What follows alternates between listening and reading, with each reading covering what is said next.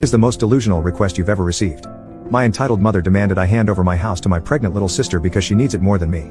I have a sister who has been the golden child to my mother, but not my father for as long as I can remember.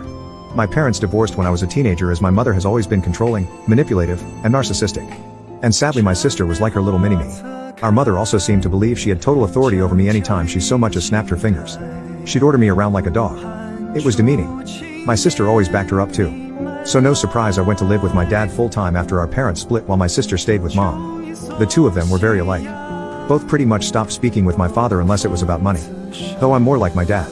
My father started teaching me how to do his line of work as soon as I turned 16 years old.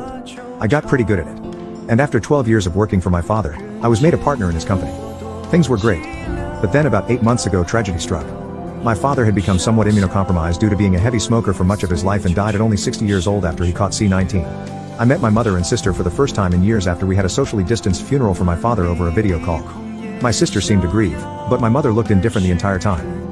However, I was not surprised. The last time she saw my father she screamed at him that he owed her more money, and then threatened to sue him, to which he just laughed at her. He paid alimony and child support as long as he was legally required to, and no more than that. And he even put $30,000 toward my sister's college fund. But 10 years after the divorce he was no longer legally required to send mom money because of the judge's ruling. She's by no means broke. She works the same job she has had for nearly 3 decades, fully owns the old family home we used to share, and even rents out 2 of the rooms in it to Airbnb regularly. Sometime after the funeral my dad's will was read. Apparently, he'd figured that if his heavy smoking didn't eventually do him in, something else would. I was willed nearly all of his assets from most of his money to his business and home. He left my sister a car and about $10,000 in cash. My mother only got $1,000 and a few other items that she'd been claiming were rightfully hers since the divorce. Beyond that, I got the rest. My girlfriend now lives with me in the house my father passed down to me. My sister went from finishing community college to living off her boyfriend and only working part-time online for several years. During that time she got pregnant but suffered a miscarriage. I wasn't aware until after the funeral because we had practically no contact. When lockdown hit her boyfriend's job started downsizing and eventually, he was only able to work part-time. This hampered their finances to the point he was telling her she needed to look for better employment as well since he was trying to find a second job. Then she got pregnant. She claimed she and her boyfriend were careful, but calls it her miracle baby. One evening I got an unexpected knock at my door. And when I answered I was unpleasantly greeted by both my mother and sister. They walked right in without even asking and made themselves comfortable in my living room. My girlfriend and I shared a look of confusion. My sister was giggling and looking all over, seemingly giving herself a tour of my home. My mother had just plopped herself down on my sofa and snapped her fingers while demanding a cold bottle of water. My girlfriend got the water for her and I asked what they were here for. My sister seemed all giddy and just ignored me to continue snooping around my home. Before long I heard her yell from down the hall, "Mommy, it's perfect." Yes. She still calls her mommy. My mother finally spoke up and said, "Well, I think it's time to do your brotherly duty." To which I said, "What?" My mother then proceeded to say, "Now that your father has passed, this house should have gone to me since I was his only spouse. But you can still fix this. You make plenty of money and could just buy a new house. Your sister needs this one so much more since she's the one with a baby on the way. But if you're so determined to stay, you could just stay in one room and cover all of the bills until you decide to move out." My girlfriend and I read enough Reddit to know exactly where this is going. And how it'd play out if I let it go on. So I guess you could say we were mentally prepared. I took a deep breath and stated aloud, "That's not effing happening. You don't order me around. Especially not in my own home. Yes, I make plenty of money. But like Dad, I'm gonna save it for when I really need it. Not that you care." My mother started snapping her fingers at me like she used to and loudly stated, "Stop. I am your mother. You will do as I say because I brought you into this world. As far as you're concerned, I am God. That means when I say jump, you say how high? This house is rightfully mine. And your sister will live here. Consider this your formal eviction. But since I'm gracious, I'll give you 2 weeks to pack your bags and transfer the deed to me." In the back of my mind, I'm thinking this can't be real. I just grabbed my cell phone and started dialing. My mother quickly stood up and yelled, "What are you doing?" And I retorted, "I'm doing what I should have done as soon as this started. I'm calling the cops to get you out of my effing house." She started swiping at me and managed to knock my phone out of my hands. Then she proceeded to try and stomp on it. But I was quick enough to snatch it up before she could. "That's it. If you don't leave I will force you out myself." My mother proceeded to slap me across the face. And I returned the favor twice as hard backhanded. So much so that I ended up knocking her back down onto the couch. She held her hand over her reddening and smeared makeup face in total shock. And then yelled, "How dare you?"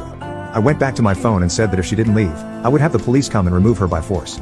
My sister came barreling in between us holding her arms out and saying that I should just do the right thing for once in my life and be a good big brother. I snapped and said, "Oh really? I'm the bad sibling? I had to do all the chores in the house while you just sat on your butt doing nothing all day.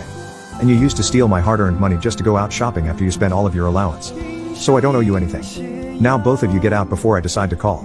My sister started to tear up crying like a baby and said, "Mommy, make him stop. My mother began hugging her and kissing her cheeks while giving me a death glare. Then she seemed to think she'd gotten smart and said, if you do call the police, I can just tell them that you hit me. I could also say to everyone you wanted to do a lot worse to a poor pregnant girl in need. I don't think that'd be a very good thing for you. I cut her off and said, well, if you haven't noticed, my girlfriend has had her phone out recording this whole time. That means we have recorded evidence of you assaulting me first and openly stating you'd lie to the police. I don't think that it'd be so good for your reputation at your job, or your little Airbnb. If looks could kill, my mother would have blown me up like a tactical nuke. But she quickly deflated and started dragging my crying sister out by the arm. My sister was somehow acting like a complete toddler and broke loose of our mother's grip to sit down on my porch step and have a tantrum. I just gave my mother a look and said, do you see now? This is the result of the spoiled way you raised her. She glared at me again, and then I was treated to a show of my mother trying to drag my sister off of my porch steps. But she latched onto the porch handrails and kept saying, you promised me. Over and over again. I let out a cackle and told them both from the door to never come back. My mother flipped me off and then went back to trying to drag my sister off the porch.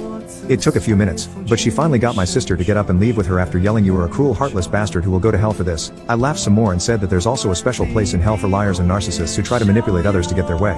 My mother clenched her fists and was about to say more when I just held up my phone again while recording and said, the clock is ticking, Mom. Get off my property. My mother then walked my sister to the car, gave me one last snooty look, and drove off. I thought that was the end of it. But letting things go was never something my mother would do.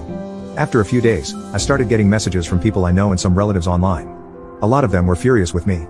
But others just had questions about what was going on. I tried to check my Facebook, but couldn't see anything they were saying because my sister and mother both blocked me on their social media. But my girlfriend could still see everything because they kept their profiles set to open. We screenshotted everything. Both of their profiles had posts calling me a greedy, heartless jerk who stole the house that was meant to be my sister's inheritance by paying off the lawyer who handled Dad's will. It was a complete lie and they both knew it. I called my lawyer, who was also my father's lawyer and a trusted family friend. I gave him copies of all the screenshots and the video my girlfriend had recorded the day my mother demanded my house. He sent them a letter I told him to write via express mail that had to be signed for. So I know they got it. My mother called me in an absolute fury the same day the letter was delivered. I told her that if she and my sister didn't redact all of the untrue social media posts they made about me and tell the absolute truth, I'd send all of the information I have to the whole family, her boss, and upload the videos we'd recorded of her online. And then I'd sue her on top of it. She called me unreasonable, and that she just did what she did for my sister's sake. And then went into a full-blown lecture reiterating her belief that my sister still needs my house more than me. I bluntly stated I didn't care what she thought, and if she didn't redact everything and tell the truth, I'd make sure her career was over. She furiously said, fine. Have it your way and keep the effing house. Before hanging up the phone.